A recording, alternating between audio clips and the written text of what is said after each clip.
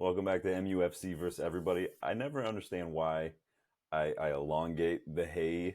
It's just kind of my thing. I've just been like that forever. That was a bit of a tangent, but in any case, I am Sean, and welcome to my brain. Apparently, welcome back to the channel. MUFC versus everybody. Obviously, the United fan channel because we all want more of those, right? But we talk about everything, like I've said many times: transfers, rumors, match previews, match reviews, um, anything and everything under the sun. We've spoken a little bit about manager targets that we've been linked with. We've spoken a little bit about priority positions that we should be looking at this summer. I've given you some examples of players.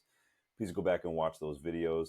Today, though, so apologies for not doing my typical three thoughts on the Brighton match. Honestly, it the match itself was kind of just, it was a bit of a dead rubber. Like I spoke about my match reaction yesterday. Nothing really stood out, nothing really worth noting. It was clear we were trying to rotate, keep some players fresh, get some minutes for some. Nothing really of note other than the fact that Brighton, were more physical than us, which I spoke about, which we always struggle against. But we still came out with a clean sheet, a 2-0 win, obviously. And so it was a good end of the season, but it obviously didn't really mean a whole lot in terms of the whole season.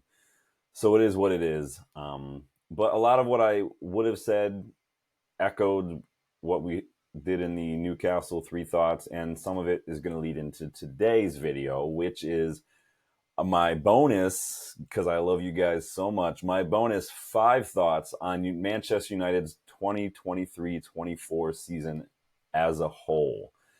I figured it was a good time to do this before we head into the match this weekend of our last match of the season with the FA Cup final against Manchester City. Second Manchester Derby FA Cup final in a row. That's crazy to me. It's so funny to me that we've been as shit as we have this season, and yet somehow we're in another FA Cup final, a third cup final in the last 2 years for Eric Ten Hag.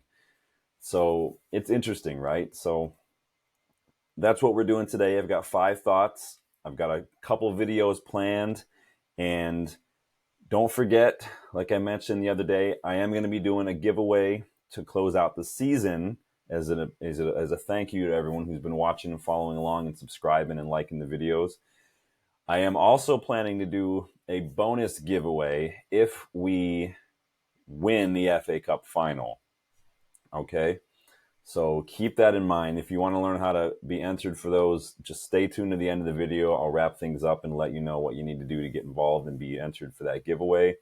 So without further ado, these are my 5 thoughts on Manchester United's season overall. Before we get stuck in, as always, please like the video. Please subscribe to the channel if you are new. And don't forget to go follow me on Twitter, MUFC versus everybody. You can join in my rants and rambles and my ravings about United. There's every now and then. You can tell sometimes when I'm at home watching a match because I'm usually a bit more active on there. But my most recent ones have been just about Arsenal and things like that because we gotta laugh at Arsenal right now. So, in any case, let's get stuck in, shall we? Number 1, we've kind of alluded to this before, but we are toothless without Bruno. It's sad, and I know it could be obvious, and I know I've kind of mentioned it in another match against Newcastle, but we are toothless. I think we didn't realize it because he's just been fit basically since we've signed him, and he missed 2 matches, against Palace, against Arsenal, and everything completely fell apart. Nobody created chances, nobody did anything, and then he returned against Newcastle, and we start scoring again. So we're just toothless. We are almost helpless without Bruno. It's like a cicada. Cicadas. They're helpless. They can't hurt you. They can't do anything. They just are there. So that's just kind of what we've been without Bruno in those 2 matches. So in any case, Bruno finishes this Premier League season with the most chances created in the league. He created 114 chances, and he is tied with Kevin De Bruyne as far as big chances goes. He's created 21 big chances. He's the first player since Eden Hazard with the most chances created in back-to-back seasons, and that's thank you from Statman Dave. Sorry, I have a dog here hanging from my face here. Sorry, I've got a dog who's got an ACL issue, and so I have to carry her up and down the stairs, and I have to carry like this, and so she gets hair on me. Um, in any case, let's get back. So Bruno was also third for in the league for expected assists this season. He had 10.2 expected assists. And I know people don't like to go in with expected goals, expected assists, but what it tells you is that the passes he's playing, the key passes, the chances created, the balls into the final third, the types of balls that he's playing to the attackers or to teammates or should be put away. So his expected assists is just over 10. So he does finish the season with 10 goals, 8 assists in the league. And that's 15 goals, 12 assists in all competitions, I think. So decent numbers. He could probably have had more had the attackers been a little more quality in the final third, unfortunately. Bruno is also featured in the Team of the Week 7 times this year in the league, and he's featured in the Team of the Week once in the Champions League. Obviously, our Champions League campaign wasn't long enough, but still, I think it's probably just that game against Copenhagen. Could be that game against Galatasaray, but we'll see. In any case, Bruno pulls the strings for Manchester United, and it's a shame that maybe the players around him weren't a little more experienced, weren't a little more clinical, weren't a little more on the same page as him and as each other, because I think Bruno could have absolutely demolished the stats, but he still did do really, really well. But I'm not trying to be disrespectful to our players, but who knows, right? It's one of that what if game. What if I told you don't play the what if game? But who knows where we would be in the table right now if we just a couple more of those big chances just been put away. It's one of those things you just always wonder. So in any case, Bruno simply lives to provide chances for his teammates, for our attackers. When you remember when Ethan Wheatley came on as a substitute against Sheffield United, Bruno told him, like, I've got 9 minutes to try to get you a goal. Bruno came on very late in that game. Bruno's first thought and his second thought and his third thought are, I got to create a chance for my teammates. I got to create a chance for my teammates. I got to create a chance. And our wingers should be thinking that as well. But our wingers tend to be, I want to score a goal. I want to score a goal. So you remember, Bruno returned from his injury against Newcastle. And as soon as Højlund came on as a sub, Bruno picked him out. And Højlund scored with his first touch. And so Bruno's first thought is find the attacker, create an opportunity. Yes, Bruno can be a whiny, undisciplined, rash bastard, but you know what?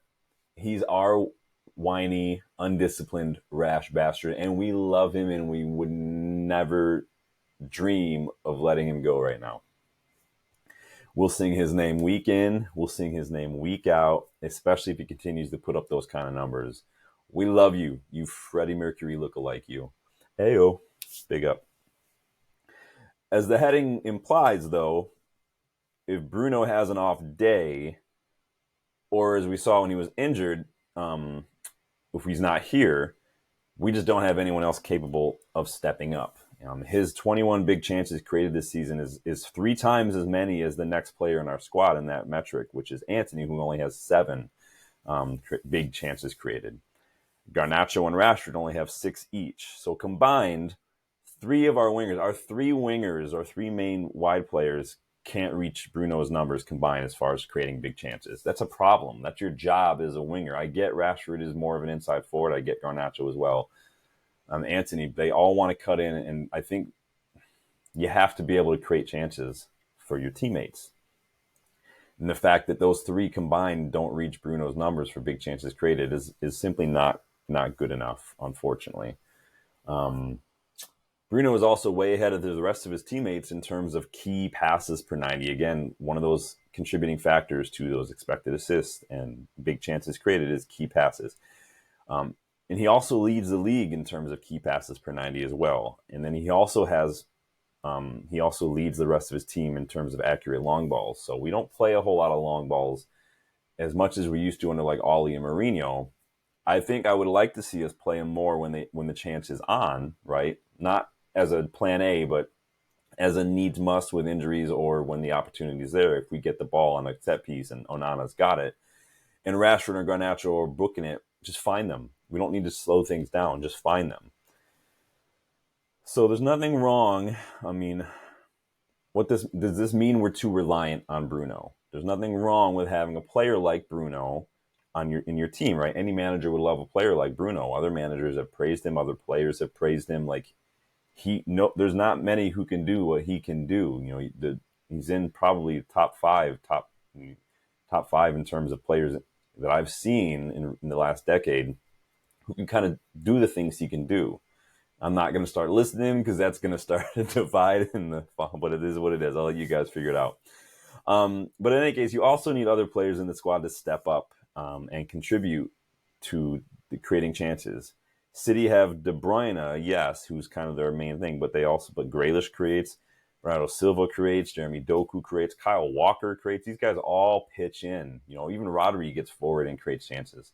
They're missing Gundogan. I think Gundogan was probably, in my opinion, more important to them than De Bruyne is. But City have a squad of players who can pitch in on and off the ball. We don't have that. So I know there's been a lot of talk about Bruno leaving, and I think many of his comments in recent interviews have been taken a little bit out of context, to say the least.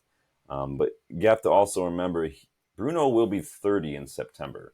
I'm not saying he's ancient. 30 in 2024 is not the same 30 as it was in 2014. Definitely not the same 30 it was in 2004, 1994. 30 is a lot different.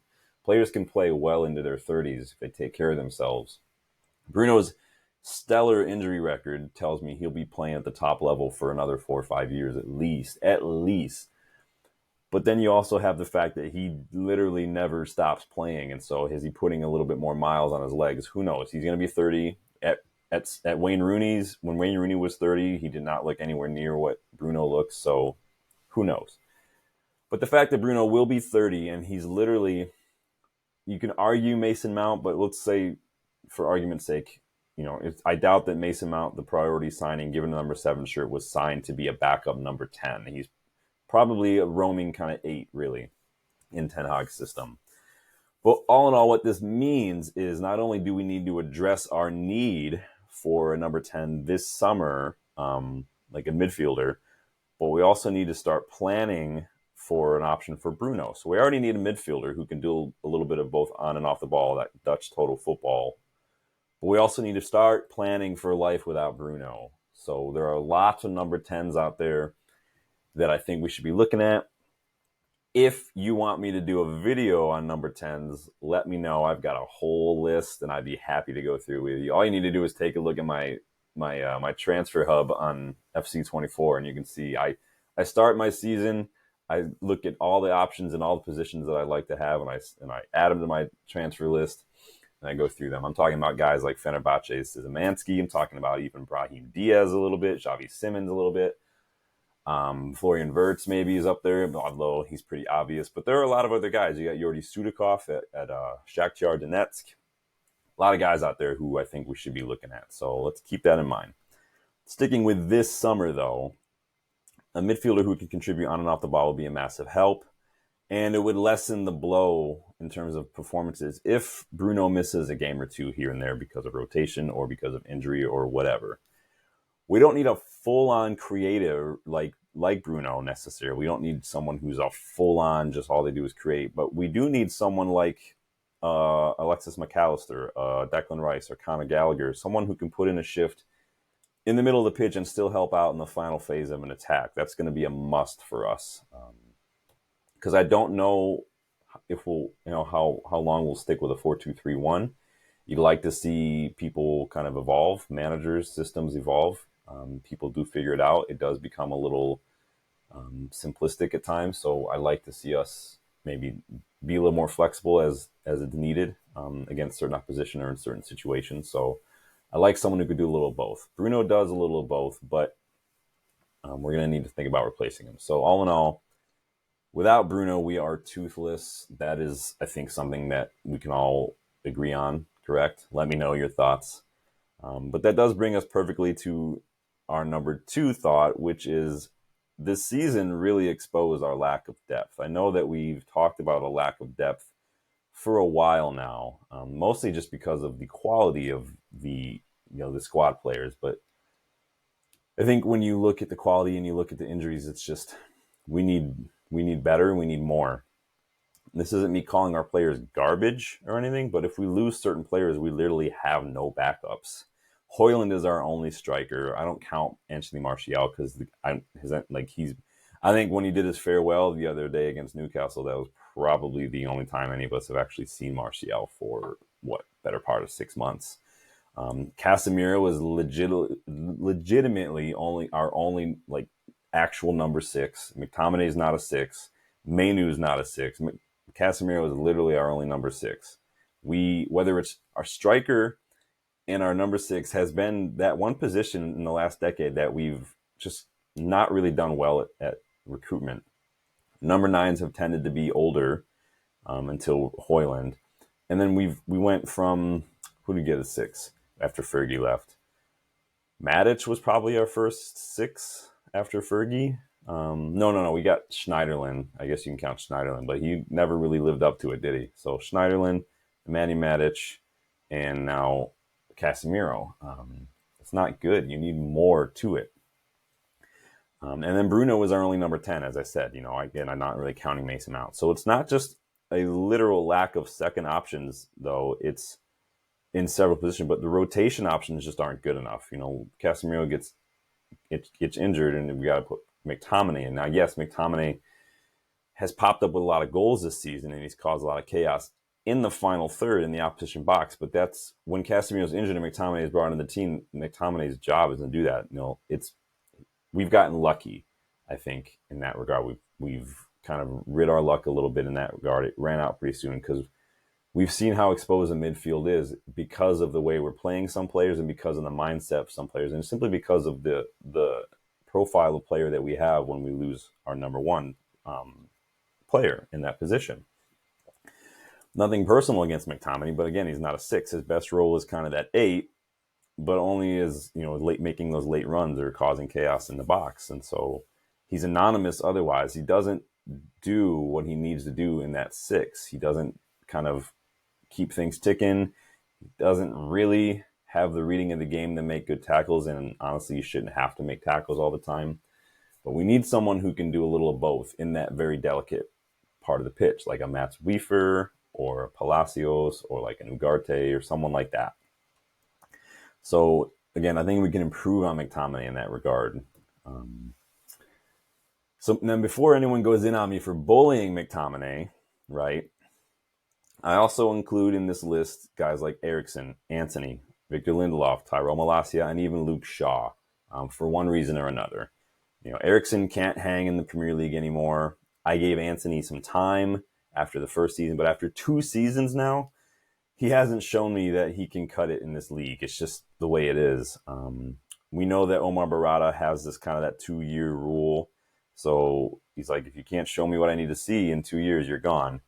And everyone in the football world can basically see that Antony isn't it. But Ten Hag opted for Antony over Sancho, and I don't blame Ten Hag for the price tag. I don't like when managers are bashed for price tag because they're not the ones who negotiate that. It is what it is. And Antony's price tag situation is academic at this point. We don't need to go into it. As far as Antony is concerned, though, the difficult part of moving him on is going to be the wages that he's on, the quality, but also convincing Ten Hag to let him go, to move on, because it's just not cut it. I get it. He was a passion project. Ten Hag wanted him, and he was good at Ajax. It's just clear that the jump to the Premier League was just a bit too high for him. And that's it. There's nothing wrong. I'm not saying he's bad. It's just, it is what it is. I remember we spoke last week that we reportedly got some inquiries from a French club about Antony. So maybe, he'll find his footing in the French league a little bit, kind of like Memphis, comes from the Dutch league, struggles a bit, goes to the French league, tears it up, and then makes a different move to Barcelona. But we'll see how it goes.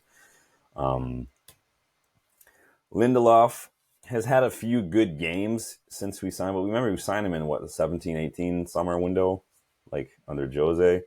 He's never really looked physical enough to be a defender in the Premier League. He can't really jump. He's not really strong. He's not super fast. He's got a good pass on him when you give him time on the ball, but I would expect at this level, anybody, even Phil Jones, even Marwan Fellaini, if they've got time and space on the ball, I expect anybody to be able to ping a pass with reasonable accuracy.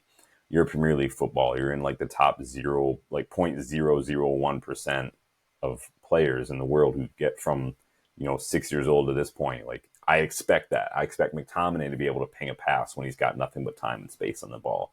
The bar is pretty low in that regard.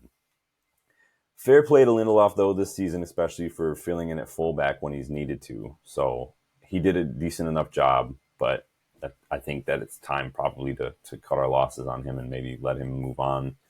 If we wanted to maybe let him go back to Benfica, that's where we got him from. Maybe throw him in a deal. Maybe try to convince him to part ways with Silva or João Neves. I don't have a problem with that. Make that happen, or even Florentino Luis. Make that happen. Moving on to Tyrell Malacia. To be fair to Tyrell Malacia, he's been injured all season with this random mystery injury. I literally haven't seen him since preseason. But can any of us honestly say before that, though, that he's looked good enough for the first team at Manchester United, that he's looked good enough to play in the Premier League? And people forget, he's not young, Tyrell Malacia. He will be 25 in August. I think people, because he looks so young, and he's kind of small, I think people probably think, oh, he's like 21, 22. The dude will be 25 in a few months. Like, he's literally almost 7 years older than Luke Shaw was when we bought Luke Shaw. It's just not good enough. It's not going to work out. I love Malacia. We all love him like he's our little brother, but I just don't think it's going to work out.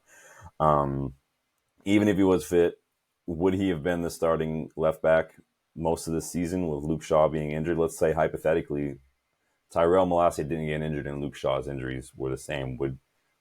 How would you feel about Malacia coming in and taking over? And this is where we're at. Maybe he would have gotten good after a run of matches, but I'm not convinced.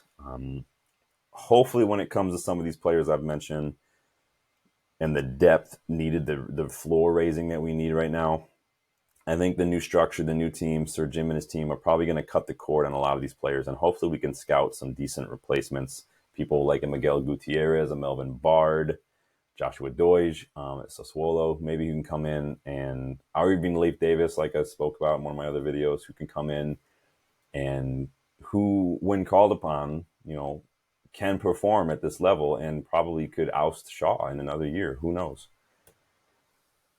Number 3, the young trio, the young trinity, is the bright spark of the season. I'm talking about, you know who I'm talking about. Let me hear it. Talking about Garnacho. Talking about Kobbie Mainoo. Talking about Rasmus Højlund. Talking about the young trinity here. They have really been, for me anyway, the biggest positives of this season. Just watching them play, watching them link up. They seem to just get along. They seem to love each other. They seem to just get it. They fight. They have energy. They've got talent. I'm not going to go in stats-wise on all of them, and we can all see it. So, you look at Garnacho. Garnacho, he has been, in my opinion, relied upon a bit too much this season. He's only 19 still, and dude's got a kid and another one on the way. That's crazy, man. I'm trying to remember what I was doing at 19. Probably sitting around playing FIFA. So Garnacho, he's 19, but he's started 30 games in the league this season, which is way more than what was likely planned. But when Sancho decided to throw a fit and Antony decided to have some issues, and then Antony's form dropped off, and then Rashford's form took a nosedive, and come at the hour, come at the boy, really, like, who's now turned into a young man before our very eyes, because it wasn't that long ago they was playing in the FA Youth Cup final. That was 2 years ago. And now he's literally starting 30 matches in the Premier League for Manchester United. That's huge. But again, I say that to say it's not all bunnies and flowers in that regard. That's probably a lot more than he needs to, because the one thing that is consistent with players his age is that they are inconsistent. And we've seen it. The last few matches, we've relied on him very heavily. We're very Garnacho left side centric, but he's kind of in that dip a little bit, and we've seen it. He's not been as effective. He's not getting the ball in the box. He had that match, I think it was against Arsenal or Palace. He had like 7 crosses, and none of them were accurate. Like, he's just got to improve that final ball a little bit. He holds onto the ball just a little too long sometimes, and you need to learn to pass and move. If you remember when Cristiano Ronaldo was that age, in training, because he wasn't passing the ball enough and he was holding it on, our coaches literally just told the rest of the squad, just tackle him. He'll learn to pass the ball. Just start tackling him, go in on him. And he learned. He started passing the ball, pass and move, and that's what you got to do. And I hope Garnacho learns to do that a little bit more. I think his energy and his talent, raw talent, yes, but talent nonetheless, has given fans something to be excited about, especially on the wing. We know United fans, we love a pacey, tricky winger. We love the wing play. We love it, love it, love it. It's, injected into our veins, right? We love those wingers. Let's hope he continues down the route of Ronaldo and not down the route of someone like a Januzaj or Tahith Chong. And I'm not trying to disrespect, but again, for every Ronaldo, for every Beckham, for every Giggs that we bring through as a young player, there are those players who aren't quite good enough, and that's not a diss. It's just the way it is. Manchester United is just different gravy. There's levels to this. Plus that goal against Everton, though, right? Woo! Ooh, that's Puskas right there. I can't wait for that Puskas award ceremony because we just why even hold the ceremony? Just give it to Garnacho now. Just how about just make the trophy? Just do a 3D print of Garnacho's goal against Everton, that bicycle kick, and make that the trophy. Bronze that shit. So Garnacho finished the season with 7 goals, 4 assists in the league, and he was in the team of the week 3 times. Not bad for a 19-year-old.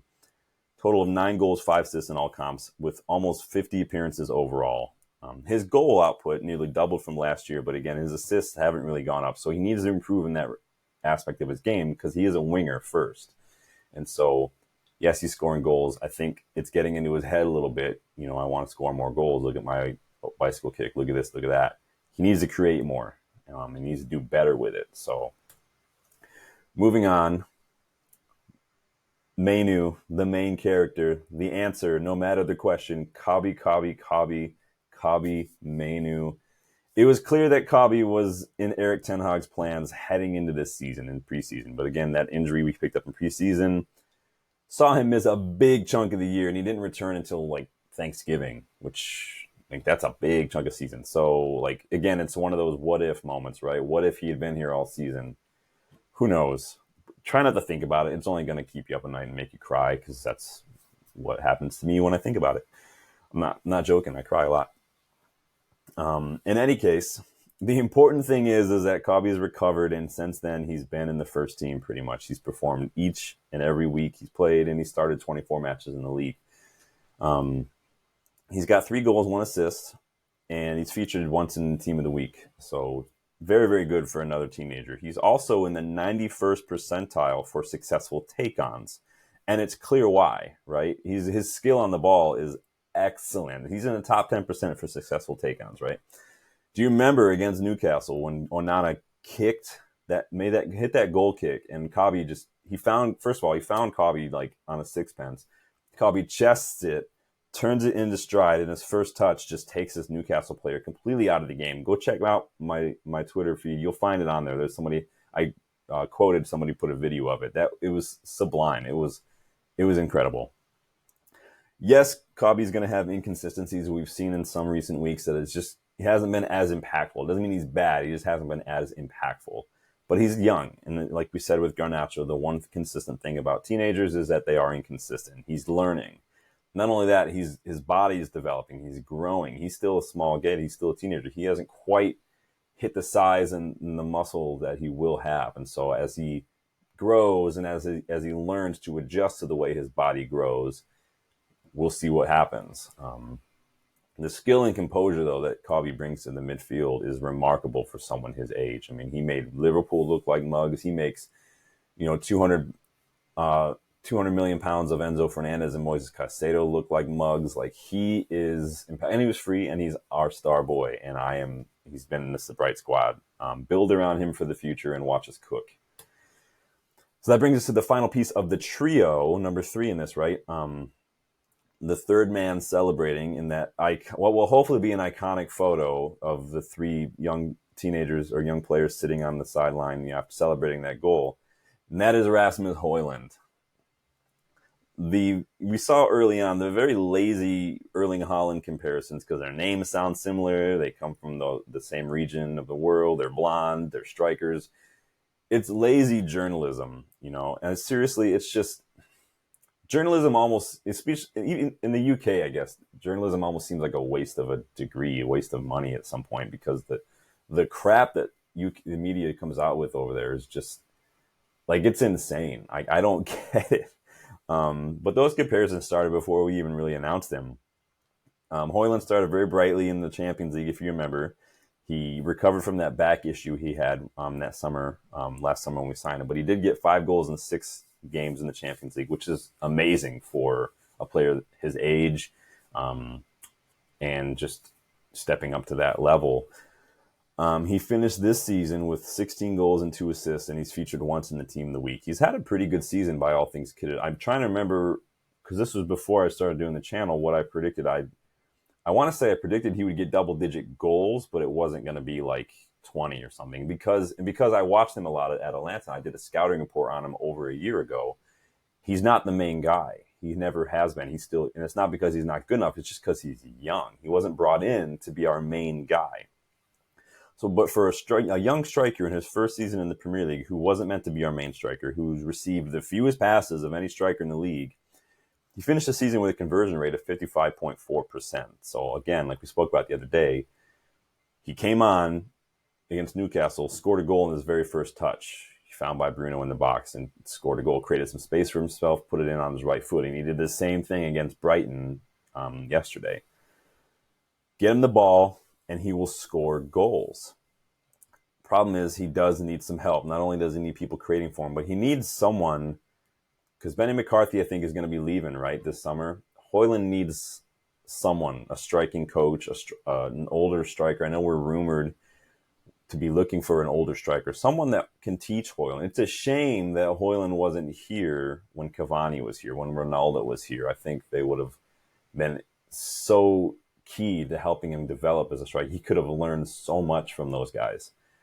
But alas, it is what it is. It's too bad that Robin van Persie kind of took that job at Herenveen in the Eredivisie, because I think Robin van Persie could have been an ideal teacher. Højlund reminds me a lot of Robin van Persie when he gets the ball in the box. Højlund, I know he looks big. He's not this target hold-up striker like a Lukaku or something. Højlund is fast. He's good on the turn. He's got good feet. I think we need to play to that more. But we'll see what happens. We do need another striker, though, because we've seen when he's injured, we struggle a bit. So moving on, number 4 in my 5 thoughts. Number 4 is, got a sophomore slump going on this year, don't we? This is going to be the not fun one. Last year was a stellar first season from Erik ten Hag in his first season in the league. Manchester United finished 3rd. We won the Carabao Cup, which was the first trophy available to him since joining the club, by the way. And we made it to the FA Cup final. So 3rd place, 2 cup finals, a Carabao Cup in his first season. And we had an excellent home record as well last season. And Marcus Rashford had the best season of his career with 30 goals, 9 assists. Marcus Rashford won the PFA Fans Player of the Year, Europa League top scorer, Europa League Team of the Season, Sir Matt Busby Player of the Year, and United's Player of the Year. That was a good season. I'm not saying Ten Hag is a better manager than Jurgen Klopp. I'm not saying that. No one is saying that. But Ten Hag did do more in his first season in the league than Klopp has done in his last season in the league. So I'll let you guys decide. This season, though, as far as United is concerned, it has been an entirely different story. Again, sophomore slump. The injury crisis, right? We can go on and on about that. The shocking drop-off in performances from several individuals in the team saw us limp to an 8th place finish. This is why I didn't bother with the 3 thoughts video yesterday, because we couldn't do worse than 8th. It was going to be a long shot to do better than 8th. It is what it is. But in any case, that is our worst finish in the Premier League era. We also ended the season with a -1 goal difference, for the first time in our history, with a negative goal difference. We have 14 losses in the league, which is the most we've ever had in the Premier League. And it's not a good look. It's not a good look. We've completely fallen apart. Now, part of that, like I said, is injuries. But a big part of that is tactical as well, Ten Hag being stubborn. We'll get into that. So injuries and unwanted records aside, just watching us play this season was all it took to see that, like some old-ass milk in the back of your fridge, something is definitely off at United. Several stupid individual errors saw us concede a lot of stoppage time goals that did cost us some vital points, like against Brentford. Opposition was able just to score some simple goals against us. How many cutbacks did we see? If you just look at our Champions League matches, how many cutback goals do we concede? How many counterattacking goals do we concede? Like simple things that shouldn't be happening the way they are.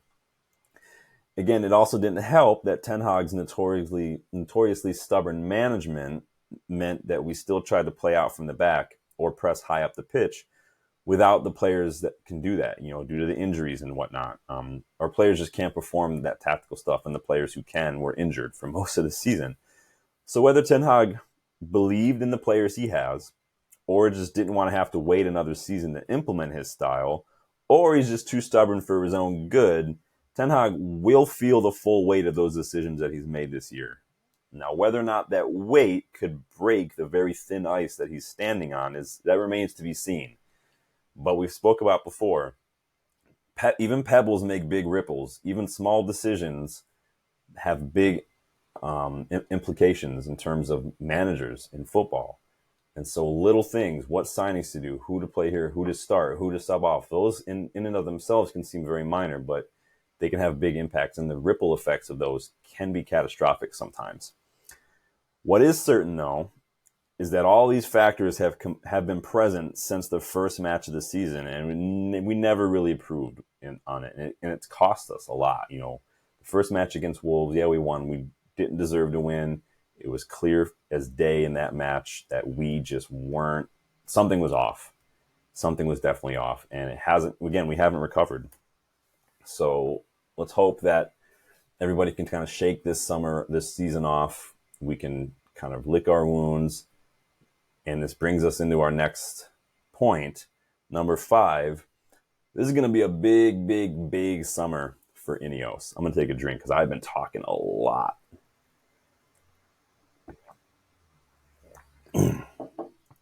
Who here remembers the first summer transfer window after Sir Alex retired? Are y'all old enough to remember that? I know I do. Try to forget it. That was supposedly a big summer for us. And not only was the next manager appointment at that time crucial, but that first window under the new management was important as we ushered in the beginning of a post-Fergie era. Didn't really go our way, though, did it? Remember, we appointed David Moyes, and I'm not being disrespectful. It was just clear from day one that the guy was in way over his head. So we appointed David Moyes, and we basically forced him to work with the squad that was already too old and on its last legs. You remember, like, Paul Scholes came out of retirement in 2012, 2013 to play. Like, we still had Rio Ferdinand kicking around. And I'm not dissing them, I'm just saying this is the squad that he inherited. Remember, that summer, we only signed Marouane Fellaini, and he was signed on deadline day. Again, no preseason, one player signed. I mean, what are we doing here? And when you look back at that window, when you deep that summer was really the beginning of the decade of disaster for United. Do you like that? You like the alliteration? I know you do. I know you like that. Decade of disaster. I like that. This summer, though, has potential to be even bigger simply because of the new ownership and the new structure being put into place. I'd even argue, and I commented this on Stretford Paddock, or it could have been Stephen Housen, one or the other. It was like last week or the week before, what's been our best summer window. And I said, if we can get Dan Ashworth, Jason Wilcox, and Omar Barada in the job and working by the end of this season, by the end of May, I think this could be our most important summer window. And I still hold that. I'd argue that bringing in those guys to spearhead the plans from Sir Jim, Sir Dave, and Jean-Claude Blanc could be bigger than any other window that we've had, more important than signing players or appointing a manager, simply because of structure. When Sir Alex left, it was a big, big blow. One that that a lot of clubs are gonna struggle to recover from. But you have to remember that David Gill left at the same time. Our transfer and recruitment and talent ID and scouting and negotiations and all that just fell apart like a house of cards at that point. We had guys like Woodward taking over, and then we had Murtaugh, Richard Arnold taking over. Like, they are incompetent, not fit for the job, didn't know what they were doing. I forget who it was when we met with Achraf Hakimi for the right back. I forget which one of those three idiots met with him, but whoever it was did not know who he was. Like this, again, I've said this time and time again, these are the people who make the important decisions at the club at Manchester United. It's not good enough. So this summer, we're losing players for free. We have to cull a lot of the players at the squad. We have to sign players at priority positions where we are thin, such as striker and the number 6. We have to improve the quality and the depth of the squad, and in other words, raise that floor of the squad. Like I've said, not just look for people to raise the ceiling. We need to raise the floor, and the owners and their team have to do all of this amidst financial fair play, profit, and sustainability rules, and all that red tape. And they have to do all this while considering the mess they inherited regarding medical staff, which should all be fired today. The state of the stadium, Old Trafford, is literally falling apart. And the training ground being super outdated, like we talked about last week. All that's going on. So this is what they walked into. This is what they inherited. Whew, take a breath. I'm going to take another drink. So did you guys all follow all that? This is what people forget when it comes to our new owners. It's not just about signing players. And Sir Jim and his team are going to know that. They're going to know that there's a lot more to this than just simple, let's sign some players. Let's get some shirt sellers. Let's make people happy. Like, let's bring in Ronaldo back. Let's bring Ollie back. That's not enough. They know that. They know better than to slap a Band-Aid on a broken leg and say, hey, you're fine. Walk it off. They know that sometimes to heal that broken leg when you didn't heal it properly the first time means re-breaking it. And it sucks, but it is what it is sometimes. This is probably also why it seems like there's not much going on, at least publicly, but there's a lot going on behind the scenes. We know there's a stadium task force in charge. We know these guys have been at every single match. They're watching what's going on. They're doing an audit of the club, the training ground. Jason Wilcox is coming in and meeting and looking and studying and being present at training. They're looking at every single facet of this club, and they are assessing it, and they are prioritizing and compiling a list and opinions and perspectives and feedback and reports on this. And this is what they're prioritizing. Where do we need to work? What's most important? And they're planning all that out. They're focusing a bit on the long term and not just on the here and now, which is not going to be what a lot of fans want to hear, because fans, and even Ten Hag to some degree, they'll be thinking about transfers and player sales going into the summer. So many player futures kind of up in the air. In that regard, be sure to look out soon for my Manchester United keep sell video. We're going to be doing one of those pretty soon, so don't forget to come back and watch that. Little shameless plug there. I don't care.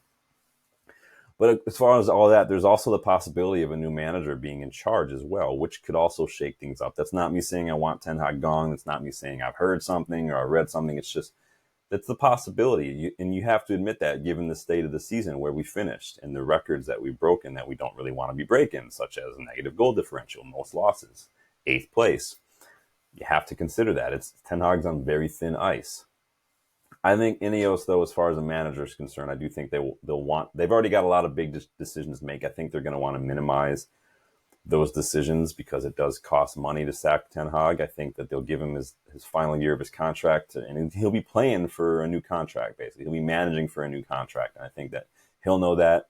That's what their plan is, because they could lose him for free. They can have to spend money to sack him. We're already haggling on Dan Ashworth, so I don't know what it's going to look like, but I think Ten Hag will be here this summer, but I think he's probably safe pending our performance in the FA Cup. If we just get thrashed, I think that could be him gone, but we will see what happens. So there you have it. Instead of my usual 3 thoughts, a bonus 5 thoughts on Manchester United's 23-24 season just for you guys. Those are just my thoughts, though. I'm super curious to hear yours, so please let me know your comments, or let me know your thoughts in the comments, please, on the video. Don't forget to like the video, please. I know it was a long one today, but I like doing some of these more in-depth videos as well. We've got a couple more coming up. Please, please, please subscribe to the channel if you are new. It helps me know, what people are thinking, who's following, how big the reach. It helps the community grow, and it gets more people involved in the channel, and I want to hear your feedback. As I said earlier, I will be doing a giveaway to close out the season, just as a thank you for following me along. And again, I will do a bonus giveaway if we win the FA Cup final because I love you guys so much. To be entered, you have to be subscribed to the channel. You have to be subscribed. It is what it is. It helps me know who's serious about these things, you know. So don't forget to come back for videos on end of season awards. We know United canceled theirs. I'm going to do some of my own. We're going to be doing player of the season. We're going to be doing goal of the season, moment of the season. We're going to be doing some things like that. And then again, we're going to be doing a United Squad keep sell video in the future. I'd love to get some company for that. I got something in the works, so maybe we can have somebody or multiple people join me for some of those videos to get their feedback and input and get sort of a good group discussion going. I really think that'd be fun. What do you think? Should we do like a fun transfer video too? Like who would each person want to sign? We'll go through positions and maybe do some prep ahead of time, and people can come with their signing options and be ready to defend them. Is that something you guys like to see me do? Let me know in the comments. Maybe that's like a five signings potentially with like a budget. I don't know. We'll see how that goes. But yeah, let me know if you want to see something like that. Don't forget again to like the video. Don't forget to subscribe. Come back later on in the week for my preview of the FA Cup final. Depending on what the news looks like this week, I could be popping up again with the daily roundup. It's been pretty slow this weekend, obviously with the league now being over. Very few matches left of the season. But we'll see what happens with the news. I will for sure be back for the preview, though. I'm going to go finish watching Bologna versus Juve. When I came up here to do this, it was 2-0 Bologna. And so that's a big 6-pointer for them. I think they're both neck and neck on points right now. So that could be a big, big match. So I'm going to go finish that up. If you guys are interested, maybe we could do something for the Europa League final on Wednesday. I don't know if I'll be here for that or not, though, but don't forget to watch that. It's going to be a big match, Leverkusen at Atalanta. We'll see if Xabi Alonso can finish the season truly invincible in the way that Arsenal only wish they could. So anyway, I know I went on a little bit there at the end. Thanks again. Like the video, subscribe to the channel, and I will see you guys on the next one. Thank you.